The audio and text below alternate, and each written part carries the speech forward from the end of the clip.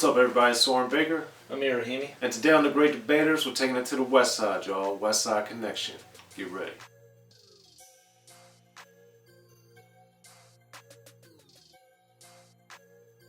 Alright, Amir. So today for The Great Debaters, we're talking about Westside Connection's Bow Down song from the Bow Down album, both of which came out in 1996. And who has the best verse on the song and why? So, obviously Westside Connection had been recording prior to the release of both the song Bow Down and the album Bow Down on Mack 10 projects and different things, and we get to hear them now as a full group, and the first entree of that is the Bow Down song. So there had been a lot of animosity of course between artists from the East and West Coast.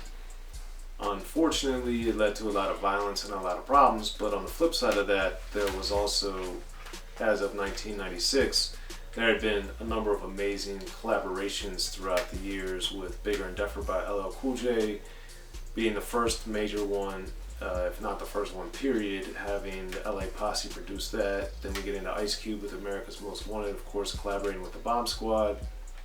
And there's so many more throughout history, those being, I would argue, the two most prominent and the two best, probably, and especially on the album front. And there's many other examples that we can get to, because we'll probably debate some other ones later, so I don't want to get too off into that. But for Bow Down, it came at an important time when gangster rap was under fire.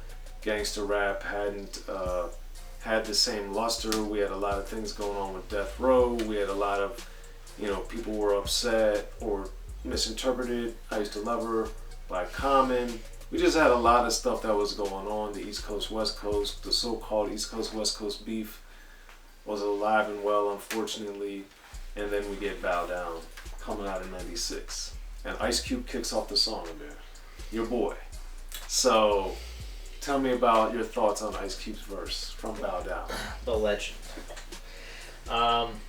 So, I always have to start off like this anyways. The intro before World Domination insert. Yes. I love how it leads right into Bow Down, how, you get the view and everything. And that's why the very first second you hear Ice Cube say, "The world is mine, get back, don't mess with my stack, the gate is racked."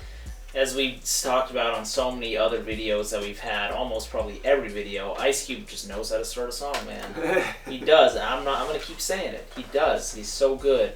I love his force on this, and to be honest with you, hearing his catalog with Lethal Injection being his last solo album, it was 93. We had obviously a few releases here and there, and we had heard him collab with a bunch of artists, and even the Natural Born Killers, which was amazing in 95 or 94.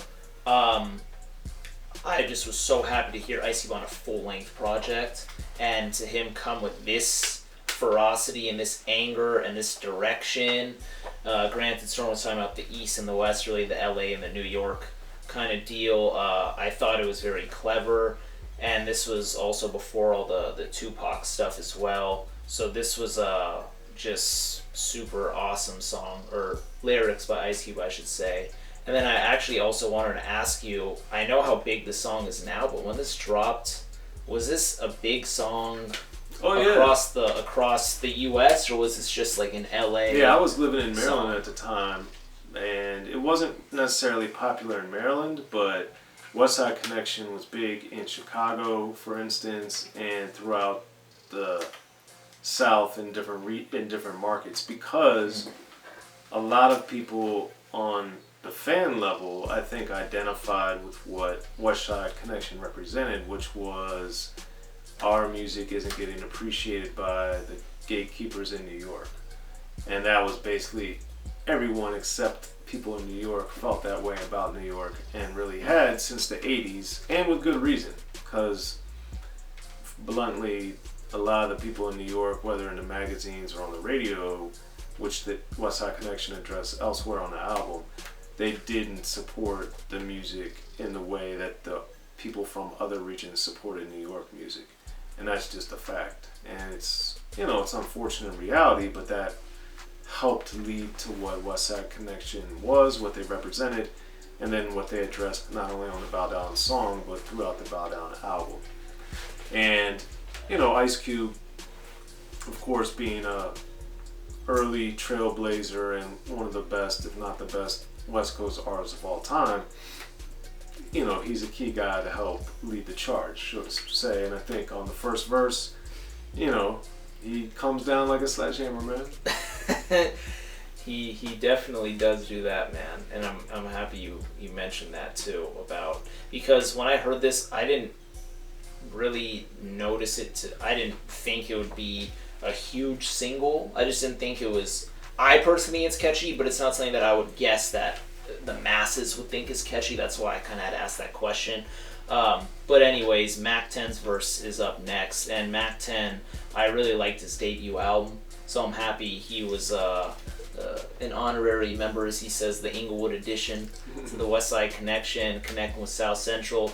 Mack 10's clever. Mack 10's talking a lot about West Coast. He's talking about Lolos, Corniches, baguettes in my pieces. I love that line. He's talking about the jewelry, the guns, the cars, the real West Coast image. He's throwing it on you, whereas Ice Cube's kind of saying we the big fish in the small pond, and Right. and we're this these big guys. And I think Mack 10 kind of puts a different spin on it and does it very impressively. There you go. Well put. And, moving on to D.O.C, who finishes the song, he has this little jingle that he had become famous for, very well known for, Connect Gang, Be Gang, all that type of stuff. So that, I think, was good for him to, bring in. And then he, I would argue, more than the other two, really includes by some of his lyrics a lot more of the actual gang stuff, which if you know what he's talking about, is clever and interesting the way that he does that. So I think all three of them brought a different element to it, and I think that's why Westside Connection on both their albums worked so well and was so powerful, because they are very different artists, even though they're very much related to one another directly and indirectly. And I think that Bow Down gets that. And I think, too, they're very different in their, I would say, D.O.C and Ice Cube are more similar lyrically in what they discuss than Mack 10 is, but they're all in the same neighborhood as far as what they talk about, how they talk about it. And, Mack 10, I would Mack 10 is more flashy with the flash of gangsterism than either Cube or D.O.C is, but Mack 10 definitely brings a lot of the street stories and the throughout different songs throughout his career has brought a lot of reflection into what's going on. So anyway, I think that they all did a great job and brought their different respective elements to the song for Bow Down. So that being said, that's what I think. Amir, who's the best verse on Bow Down and why? I'm going Ice Cube. Dude, honestly, man, the way he starts it is just, it's too good. And just I think, one thing I noticed on his albums, he starts a lot of the songs off, not all of them, but most of them he starts off.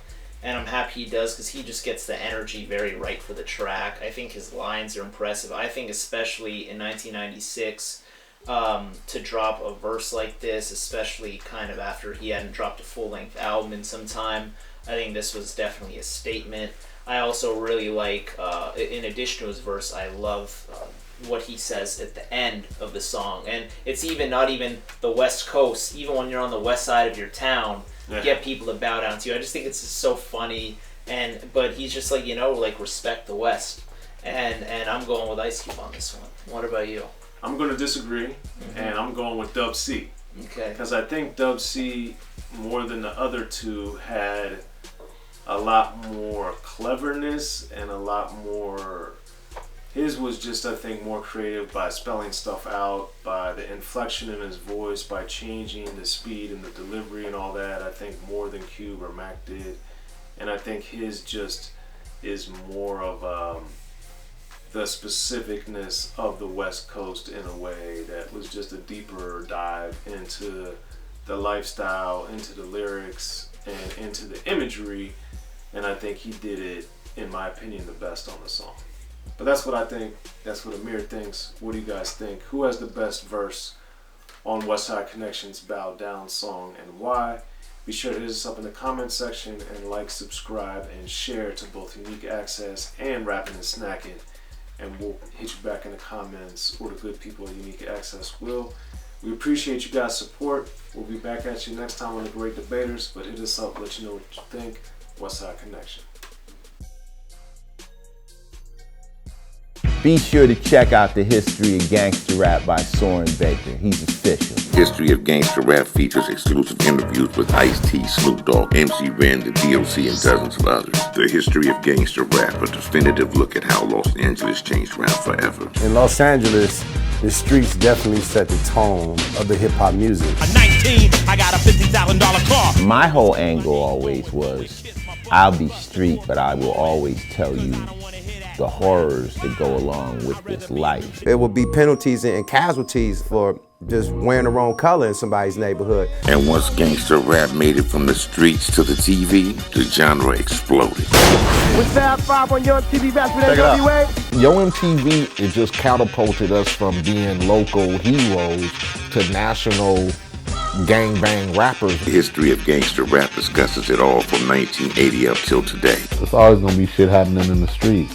You know what I mean? So it's always gonna be something to talk about. The History of Gangster Rap in stores now.